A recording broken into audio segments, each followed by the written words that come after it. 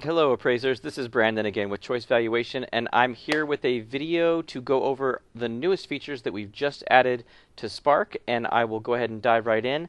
And I'm going to attempt to do less talking and more showing, so let's go ahead and get right into it. The first feature I'm going to go over is the ability to populate your subject property information. Keep in mind this is directly from your MLS data, not from public records, so as long as your subject property has been listed in MLS, you should be able to do this. I'm going to choose my file, hit next. Here's my list of 15 comps from that file. All you do is you find the one that's your subject property and you drag it up to the subject tab. You can see now it populates right here. I can still drag around and look at all the comps while my subject stays static over here. Okay, so that's that feature. The next feature I'm going to get into, actually before I do that, I'll go ahead and show you how it populates into your report. So you click the export button. I'm going to click Save and go ahead and start the process.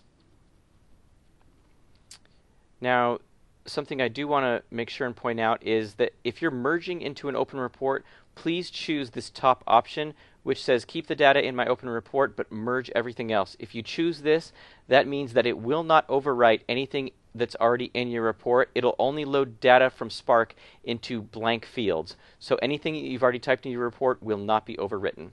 For now, though, I'm just going to start a new report, hit import, and we'll get it going. Okay, it's loading up the form in total. I'm going to go ahead and click Forms here. You can see that it's loaded the subject property information that it could from MLS. Got my lot size and views, most of the basic checkboxes, and information on the subject, flood information, and, of course, the grid. And along with the grid, it also loaded in the appropriate photo pages. Okay, so that's the subject property information. And the next thing I want to get into is showing you entry point. So entry point is where you start. Right now with Spark, you're used to loading in your state, you load in your MLS, you load in your form type and what form you're using. But now what you can do is instead, you can go to your general settings and you can choose your default information. Of course, general settings is this gear icon right here. And actually, by the way, while we're at this point, I will show you another feature we added, which is right-clicking. So I can also right-click and choose general settings rather than going up to that gear icon. And you can see I had a few other options as well, which are you can look at your account information and go to our page with our contact information. Okay, so right here I can choose a default MLS. So let's say I always do California and almost always in CRMLS, UAD, and let's say I almost always do a 1004. I can choose all four of those as my default. Of course, I don't have to. I can just leave it at this if I want to.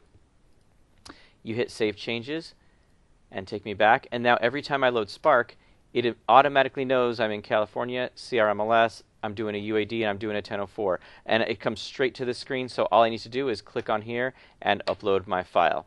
Now, of course, let's say I'm doing a condo. That's not a big deal. I don't need to go back into these settings and change all my settings. All I do is I click on the prior breadcrumb. By the way, these are called breadcrumbs. So I'm going to click on this, and then I just change the appropriate information. I'm doing a condo. And there we go. It still knows that I'm in California CRMLS, the information I just did. And this is temporary, so the next time I go and load, I'll hit refresh so you can see. It goes back to my default information, which is the 1004 UAD. Again, the same thing, I can click on here. Let's say I'm doing a rare file where I need to use the Sandicor MLS. So I just click on that prior one. I choose Sandicor and my form information type. And there we go. But then the next time I load it, when I refresh, it knows I'm in CRMLS and here. Of course, I can always change my defaults just by going to General Settings, and I can get rid of all these if I want to, and hit Save Changes. And now I'll always start on this screen. Okay, and the next thing I want to show you is that you can also drag and drop files now. So I'm going to go back to North Carolina and show you that if you have a file just sitting on your desktop, or you have a window already open that has your file in it, and I'm talking about the file that you got from your MLS, then you just drag and drop that right over to here. And that's it. It loads it. And of course, I can do the same thing with the upload more. I can go right here, choose my rental file and drag that right over to this rental box. Or if I had a subject property file, I could drag that file that just has my one subject property in it right over to this box. And of course, with these other boxes as well. I'm going to go ahead and do it with the rentals.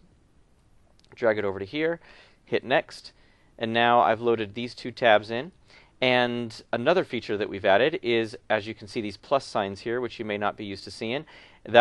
So now, directly from the grid, I can upload a new file. So I can upload my subject file or either of my listings files. So let's say I have some REO listings that I'm going to add.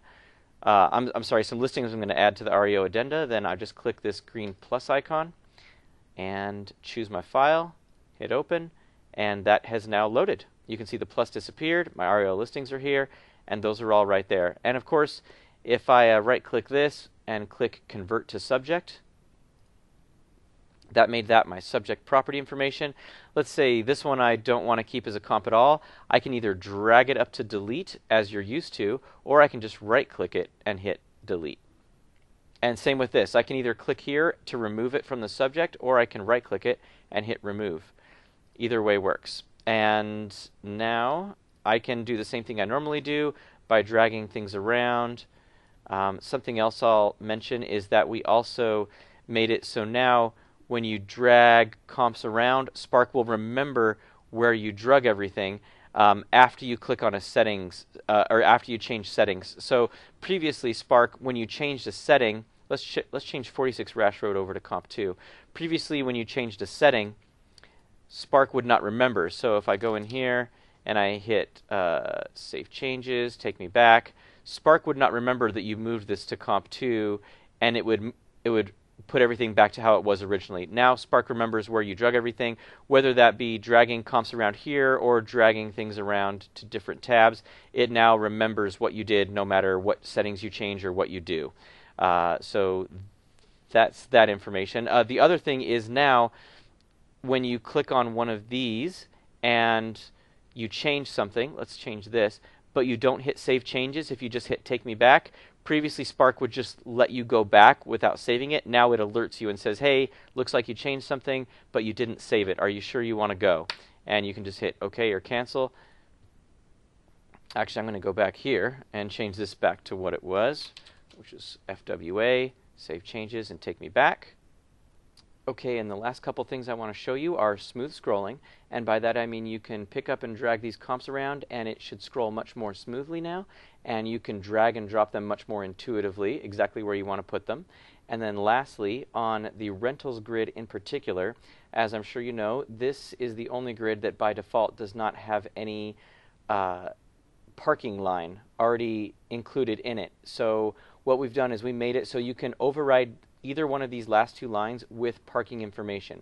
And so to do that, all you do is you click on either one of them, and then, whoops, sorry about that, and then right here you just click on yes, and to override this particular feature with your parking information. And if you click yes there and hit Save Changes and Take Me Back, then you will then see your parking information loaded right onto that line, but it will only do that on your rentals grid. So your sales grid and your listings grids will still have parking where it is, and these other lines as they should be without overriding them. Again, it only overrides it on the rental grid since there's no other predefined parking line on those grids.